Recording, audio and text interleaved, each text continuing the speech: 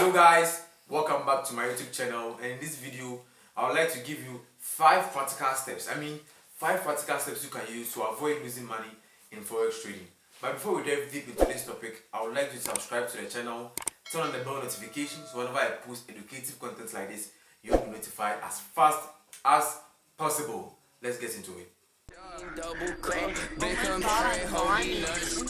I don't want friends, I want Audis. Smoking on booth and it's my weed. I check the bitch like I'm Mari.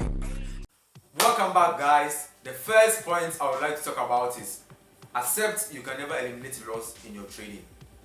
This is one of the concepts most traders find difficult to wrap their head around it because they're always in search for some strategy that will give them 100% strike rate. But trust me guys, you will never get a strategy that will give you 100% strike rate. Every strategy is having a losing streak. You never get a strategy that will always give you consistent wins. You are definitely going to incur some losses in your trading, and that's when good risk management come into place.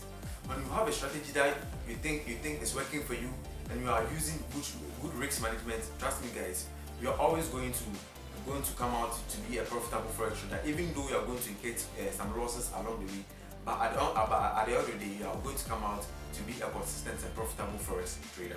The second point I would like to talk about is trade with a proven strategy and a plan. This is a very important point guys.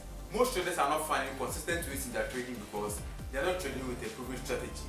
Before you know or you can determine that your strategy is really working, make sure you yourself have backtested it for several months before you can invest your own money inside the financial market.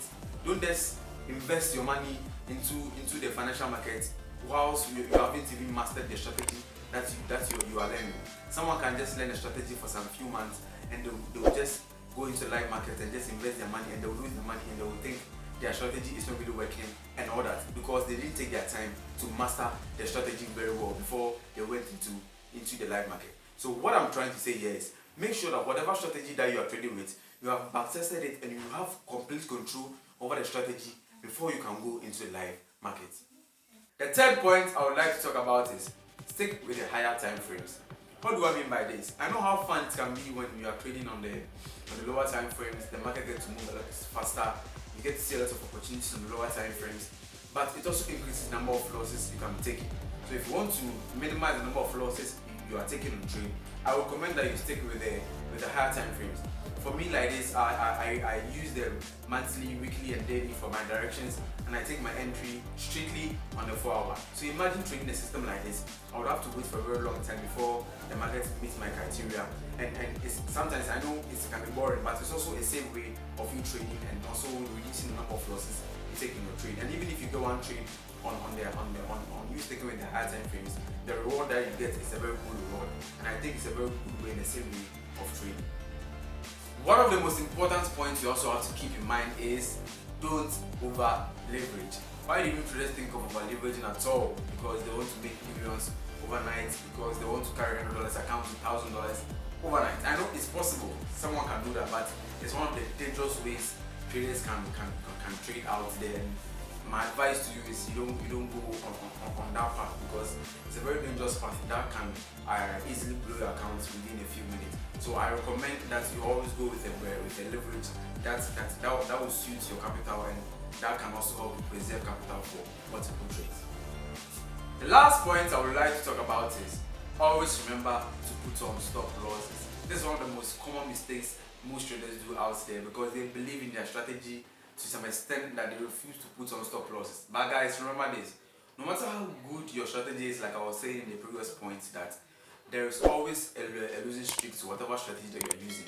So you can never determine the results of the trade that you are putting, and so therefore you have to put stop loss in whatever trade that you put. No matter how good your strategy is, no matter how confident you are in the trade that you are putting, make sure you put on a stop loss in whatever trade that you put.